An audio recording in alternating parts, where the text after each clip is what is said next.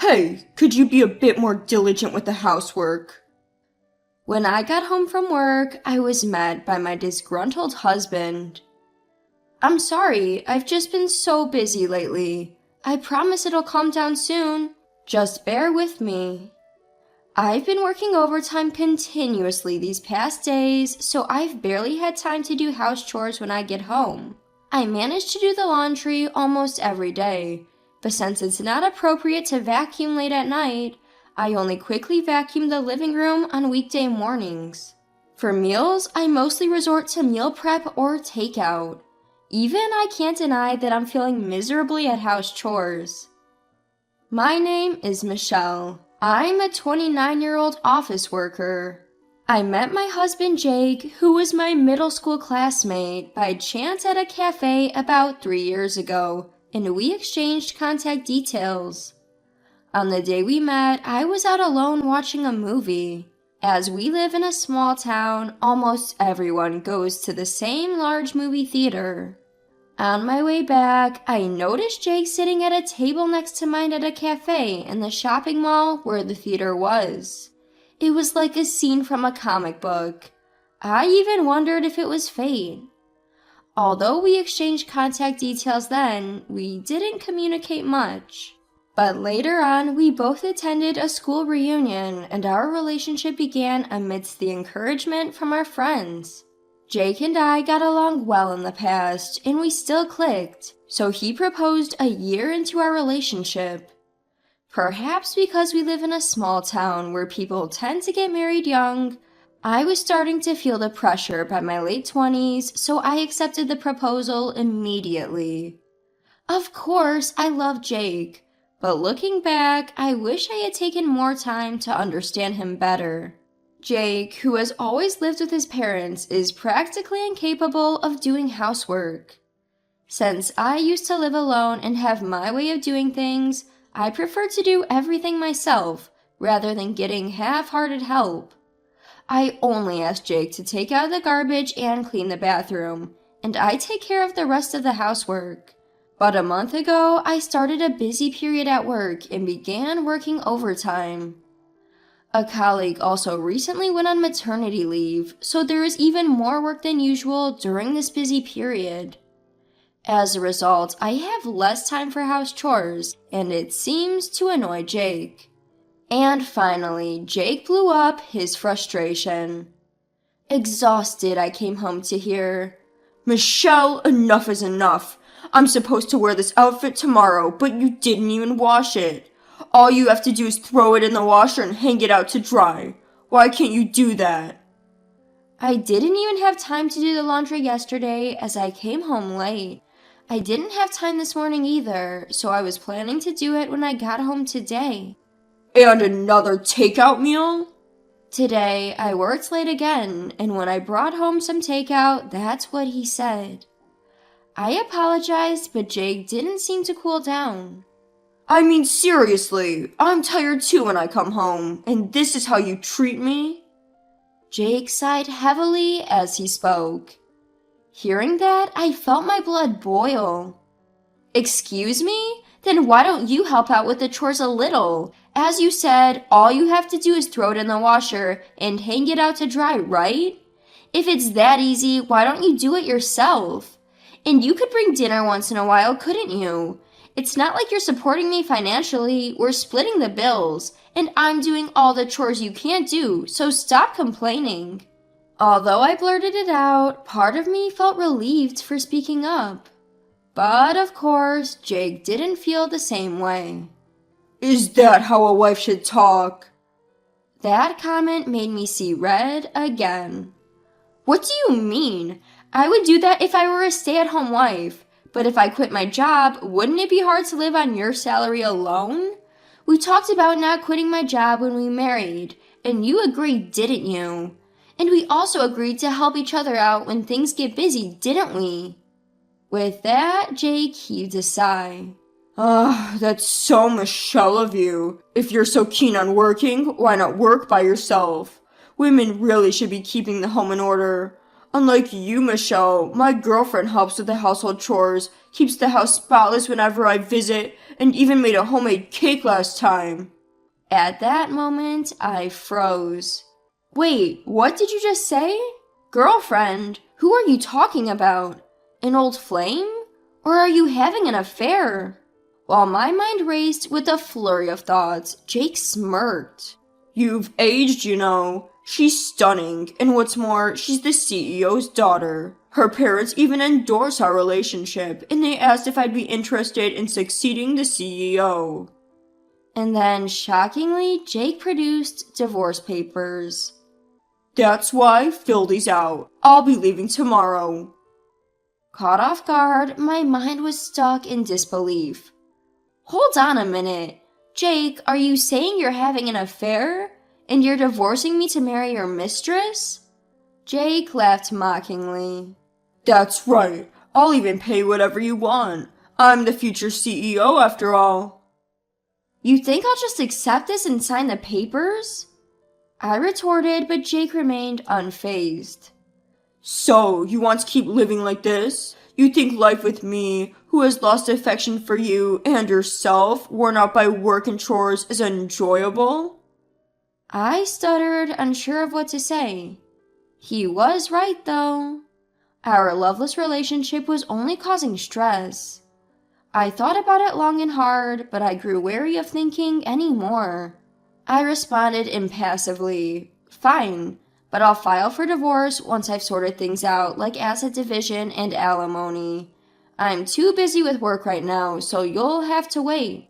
Jake, looking exasperated, replied, Yeah, always putting work first. I'll leave the papers here. Let me know when you file them. He then left the living room for the bedroom. Some time passed, work settled down, and I found a lawyer through a friend's recommendation. The lawyer, who specialized in divorce, listened to my story, and we decided to demand more alimony than average.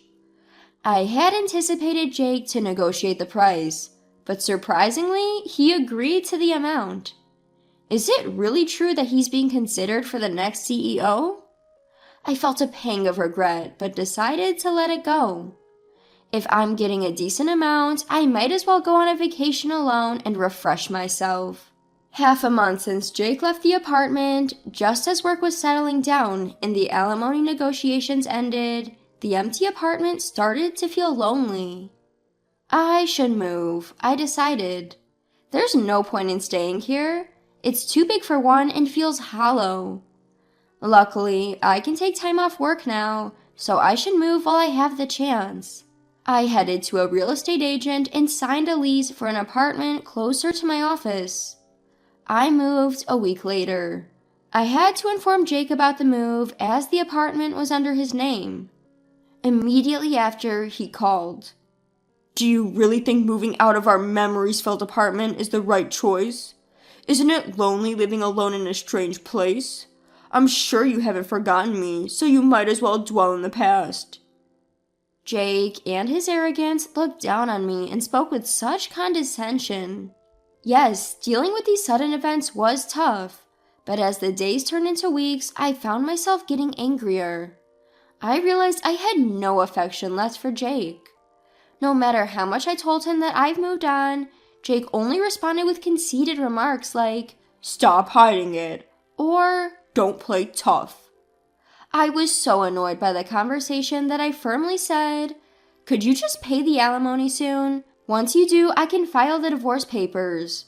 Yeah, got it. I'll pay within this week, so prepare the divorce papers. My girlfriend's parents say we should live together only after we're officially married, so I'm living in a hotel now. Quit my job too, currently in a recharging phase, I suppose. Apparently, Jake had quit his job since moving out to prepare for his career change. And then he said he wants to submit the marriage license, have a grand wedding, and start their newlywed life in the mansion owned by his mistress's father. He's in a hurry to submit the marriage license. He also said that the meeting between the two families has already happened, but something about his story feels off. Jake's parents are dependable people, and it's odd to think they would go along with the meeting for a second marriage even before the divorce is finalized. I asked Jake, but his answer was vague, so the truth remains unknown. Well, maybe Jake's parents also hope for his remarriage with the president's daughter more than I do. I thought I had built a reasonably good relationship with my in-laws, so this was somewhat saddening. But it doesn't matter anymore. I told him I'll contact you once I submit the divorce papers and hung up the phone. A few days later, having received the alimony, I submitted the divorce papers. This officially ends my tie with Jake. When I contacted him, he responded with a flustered, "Understood." Judging from the way he spoke last time, he will probably remarry soon. The next day, for a change of pace, I went shopping at a mall. Unexpectedly, I bumped into Jake.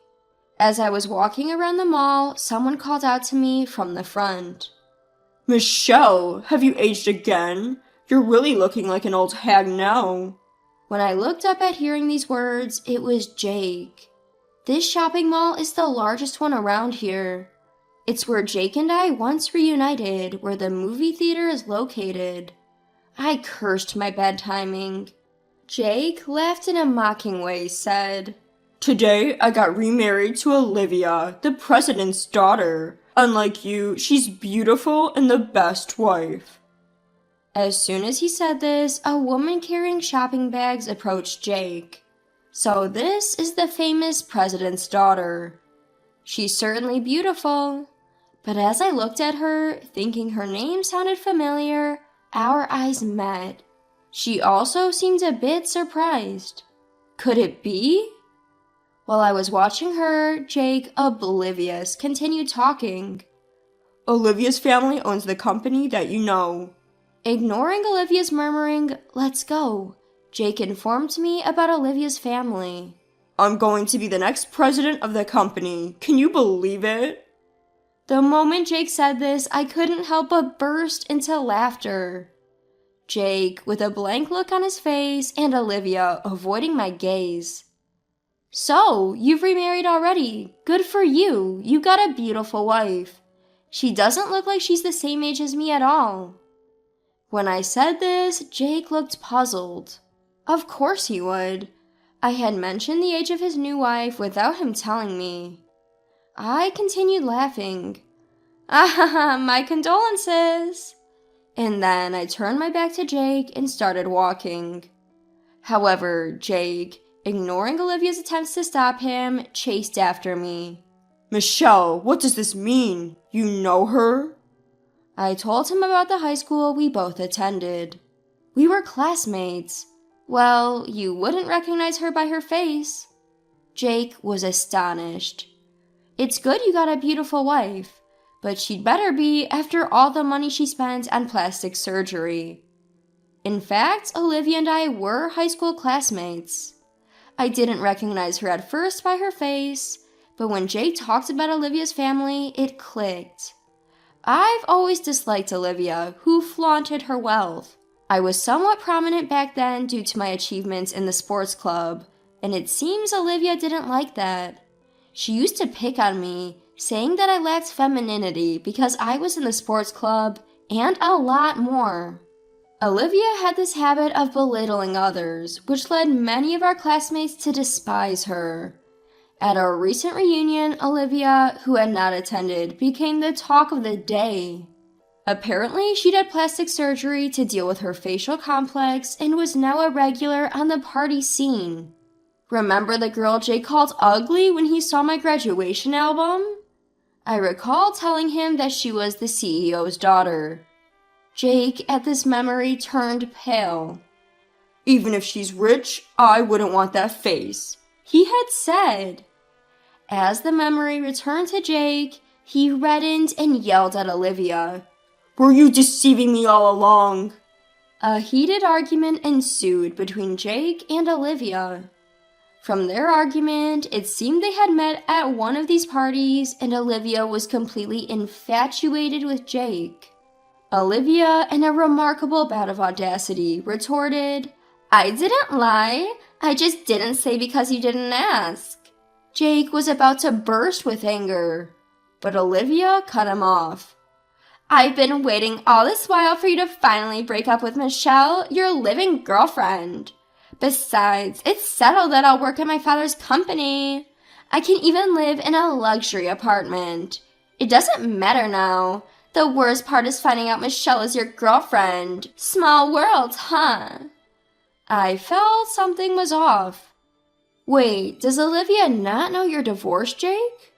At this, Jake hurriedly tried to silence me, but I revealed that I was once married to Jake and had filed for divorce just the day before. Olivia was left speechless.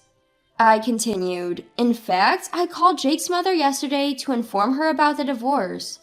She told me she had no knowledge of any remarriage, let alone meeting Olivia's parents. I had thought of identifying Jake's mistress and claiming damages from her, but since Jake agreed to a higher compensation than market rate, I didn't bother looking into his affair. But to think he was hiding his marital status? That's marital fraud, isn't it? After they turned pale and bickered a bit, I decided to leave the scene. A few days later, I was contacted by Olivia through one of our classmates. Please don't tell anyone about this. And I received a sum of money she referred to as compensation for my troubles. More like hush money, I suppose. But I had no intention of telling anyone anyway, and getting paid for my silence was a bonus. Olivia ranted about Jake to me at that time.